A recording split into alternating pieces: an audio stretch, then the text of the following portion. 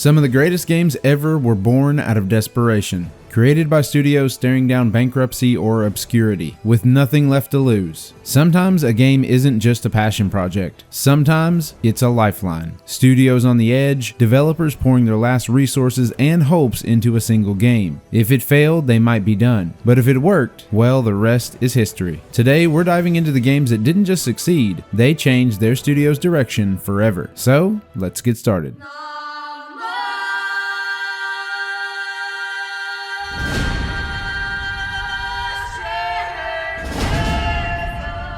First up is The Witcher 3 and CD Projekt Red. CD Projekt Red didn't actually begin as game developers. They started out as localizers. In the mid-90s, the Polish gaming market was flooded with piracy, and legal games were a rarity. Two friends, Marcin Iwinski and Michael Kisinski, apologies for my American pronunciation, began importing box copies of Western PC games and translating them into Polish, starting a company that would eventually become CD Projekt. Their passion eventually pushed them to take a leap into actual development, and in 2007, they released their first original title, The Witcher, which took over 4 years to develop. Based on the novels of Andrzej Sapkowski, it was a rough but promising RPG that stood out thanks to its mature tone and Slavic folklore influences. It didn't sell millions, but it carved out a niche, and more importantly, it showed the world what this little Polish studio could do. The Witcher 2: Assassins of Kings in 2011 was a big step up. Visually impressive, more polished, and even more ambitious in scope. It featured a branching narrative that changed the course of the game based on your decisions. It was enough to get attention from Western audiences, especially when it landed on Xbox 360. But CD Projekt still wasn't a powerhouse. They were growing, yes, but cautiously. Much of their revenue came from GOG.com, their DRM-free digital storefront, and every new game was a major risk. When they announced The Witcher 3 Wild Hunt, they weren't just making a sequel. They were taking on the open world titans of the industry. And unlike those giants, CD Projekt didn't have the deep pockets to absorb a failure. The scale of the new project was overwhelming. Development stretched over 3.5 years, and the studio grew massively to accommodate the scope. They built an entirely new engine, designed an open world from scratch, and pushed for a level of narrative and visual fidelity that bordered on reckless. Internally, the pressure was enormous. Delays piled up, and behind the scenes, money was thinning out, with investors and developers alike unsure if they could pull it off. The Witcher 3 had to be a hit, not a modest success, but a breakout phenomenon. For CD Projekt Red, it was all or nothing. And then, against all odds, it worked.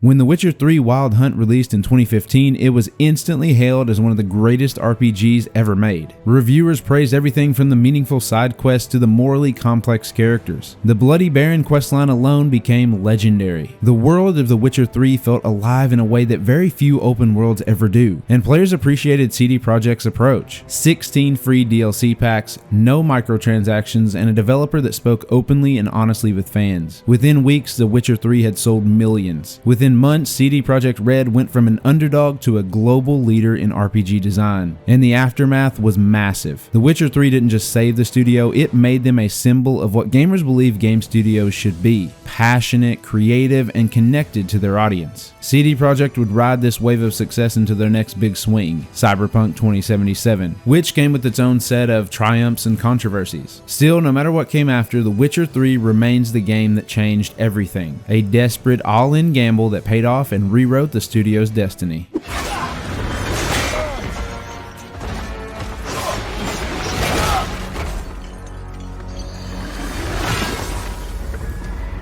Before Demon's Souls, From Software wasn't a household name, not even close. Throughout the late 90s and early 2000s, they were best known for niche, clunky, but charming titles like King's Field and Armored Core. These games had a loyal fan base, but they were hardly commercial juggernauts. By the mid-2000s, the studio was stuck in a creative rut, juggling middling sequels and forgettable releases. There was no clear identity and no real breakthrough. Internally, morale was low. The company needed a win, or at the very least, a direction. That's when a small indie internal team led by a then unknown Hidetaka Miyazaki was handed a struggling action RPG called Demon's Souls. The game was already floundering in development and expectations were rock bottom. Miyazaki took over, revamped the vision, and leaned into something bold. A dark fantasy world that was punishing, obscure, and unapologetically challenging. At a time when most games were focused on accessibility and hand-holding, Demon's Souls dared players to suffer, learn, and try again. It was brutal, atmospheric, and weird. And Sony Japan, who was publishing it, didn't really believe in it at all. In fact, they didn't even want to release it outside of Japan. When Demon's Souls launched in 2009, it didn't make waves at first, but slowly word spread, especially through importers in the West. Hardcore players began talking about this mysterious RPG that punished mistakes and rewarded mastery. Critics eventually caught on. Demon's Souls was different, haunting, raw, and filled with secrets. It wasn't just hard, it was designed around failure and perseverance. What started as a cult hit became a full-on movement. Sales were solid, and more importantly, the game had carved out a passionate fan base that was starving for more. That unexpected success changed everything for FromSoft. Miyazaki was given full creative control, and he used that momentum to develop Dark Souls, the spiritual successor that would explode in popularity and define an entire genre. Souls-like became a household term. Over the next decade, From Software evolved into one of the most critically acclaimed studios on the planet, delivering titles like Bloodborne, Sekiro, and eventually Elden Ring. Each one built on the core philosophy born from Demon's Souls. Challenge the player, trust their intelligence, and let the world tell its story. Looking back, Demon's Souls wasn't just a creative success, it was the spark that saved From Software from slipping into irrelevance. It gave them a voice, a vision, and a future. Without it, there might be no Dark Souls, no Elden Ring, and no modern renaissance of challenging, cerebral action RPGs. It was a game born in obscurity, rejected by its own publisher, and yet it became the foundation for one of gaming's most iconic legacies. In the early 2010s, Platinum Games was struggling. The studio, known for its fast-paced action games like Bayonetta and Vanquish, had seen mixed commercial success. While their games had critical acclaim, they weren't selling enough to make Platinum a dominant force in the industry. Their attempt to break into the mainstream with titles like The Wonderful 101 and Anarchy Reigns had failed to find large audiences. The studio was becoming more and more financially unstable, and it seemed like their future was uncertain. They were in danger of being written off as a cult studio with no viable path to success. Amid this struggle, Yoko Taro, the eccentric director behind Nier and Dragon Guard, pitched a follow-up to his cult classic Nier, a project that would eventually become Nier Automata. The game was a risk in every sense of the word. Platinum Games was well known for action games, but Nier was an RPG with heavy narrative themes, existential questions, and an experimental gameplay structure. The premise was bold, the genre was unfamiliar, and the budget was relatively tight. Yet, desperate for a hit, Platinum decided to take the chance, collaborating with Taro and Square Enix to bring his vision to life. The stakes couldn't have been higher. If Nier Automata flopped, Platinum could be facing closure. When the game launched in 2017, it was a revelation. Critics were blown away by the game's unique blend of philosophical storytelling, action combat, and the innovative use of multiple playthroughs to deepen the narrative. The world building was rich, the characters were compelling, and the game had a mysterious, haunting quality that resonated with players. More importantly, it was a commercial success. The game sold millions of copies worldwide and quickly became a cult hit with a passionate fan base. For Platinum Games, Nier Automata wasn't just a success, it was a lifeline. It brought the studio back from the brink of bankruptcy and gave them the financial stability and creative clout they desperately needed. The game's unexpected success also shifted Platinum's reputation, proving they could craft more than just stylish action games. They could tackle ambitious, narrative-driven projects with depth. Not only did the game help them avoid closure, but it also redefined their identity. They were no longer seen as just a niche studio, but as a powerhouse capable of delivering both high-octane action and profound storytelling. With Nier Automata, Platinum Games transitioned from financial instability to creative confidence, and the game's legacy continues to influence the gaming world today. It's a testament to how a single, bold project and the right collaboration can save a studio from collapse and propel it to new heights. If you're enjoying the video thus far, consider giving it a like and subscribing to the channel. It would be greatly appreciated. Now, let's get back into it. Before Borderlands, Gearbox Software was stuck in a strange strange middle ground. The studio had made a name for itself in the early 2000s by porting Half-Life to consoles and working on expansions, but it never quite broke through with an original hit. Their most notable in-house title, Brothers in Arms, was critically respected but never a blockbuster. By the late 2000s, Gearbox found itself at a crossroads. They wanted to create something bold and original, but their last few projects hadn't caught fire. Their next big game had to work, or the studio risked falling into irrelevance, or worse, shutting down altogether. That's when they started working on a gritty sci-fi shooter codenamed Project Borderlands. Initially, it was a dark, realistic post-apocalyptic shooter. Think Fallout meets Mad Max. But late in development, something didn't feel right. Many testers expressed that the game was too similar in feel to other games already on the market. The team was proud of the gameplay systems, especially the procedural weapon generation, but the tone was too grim. In a bold and risky move, Gearbox decided to completely overhaul the game's art style and tone just months before launch. They embraced a cel-shaded comic book aesthetic and leaned into absurd humor, wild characters, and over-the-top action. It was a huge gamble and one they barely had the budget or time to pull off. When Borderlands launched in 2009, it wasn't an immediate phenomenon, but it sold well, really well. Players loved the loot, the chaotic co-op, the ridiculous characters like Claptrap, and the over-the-top weapons. Over time, Borderlands built a massive following, emboldened by strong post-launch DLC and a distinct tone that helped it stand out from everything else on the market. The game quietly became a sleeper hit and eventually crossed the 4 million copies sold mark,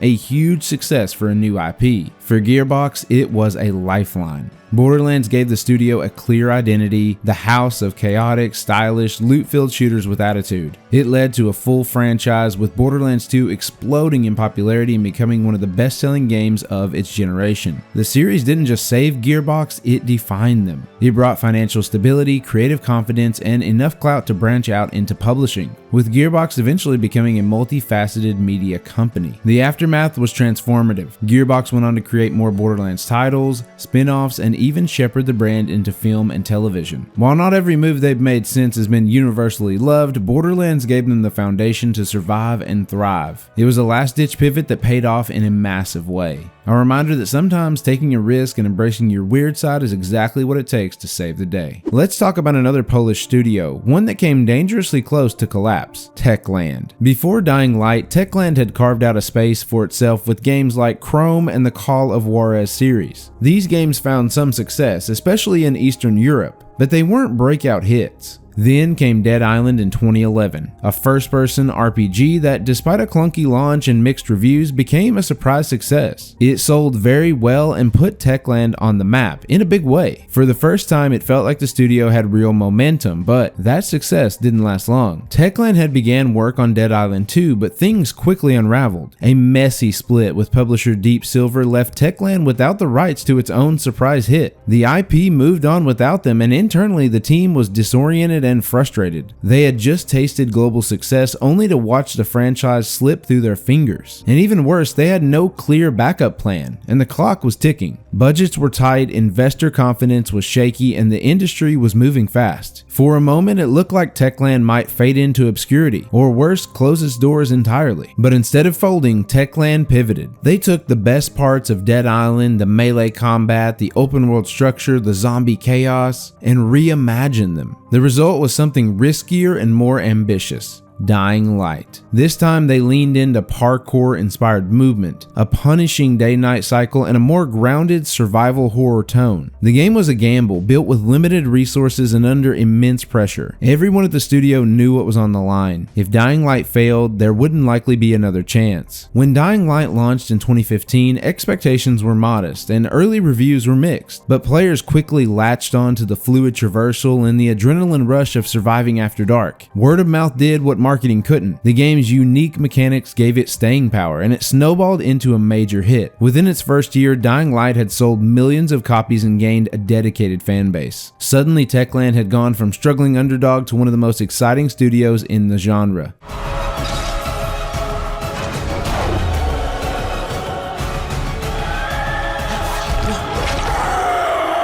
The aftermath was transformative. With Dying Light, Techland had not only secured its future but redefined its identity. They doubled down on the community support, delivering major DLCs like The Following, and began laying the foundation for a sequel. That momentum carried into Dying Light 2, Stay Human, proving that the studio wasn't just surviving, it was thriving. Dying Light didn't just save Techland, it gave them a legacy to build on and prove that even after losing everything, a studio could still come back stronger than ever. Next up, let's discuss Capcom and Resident Evil 4.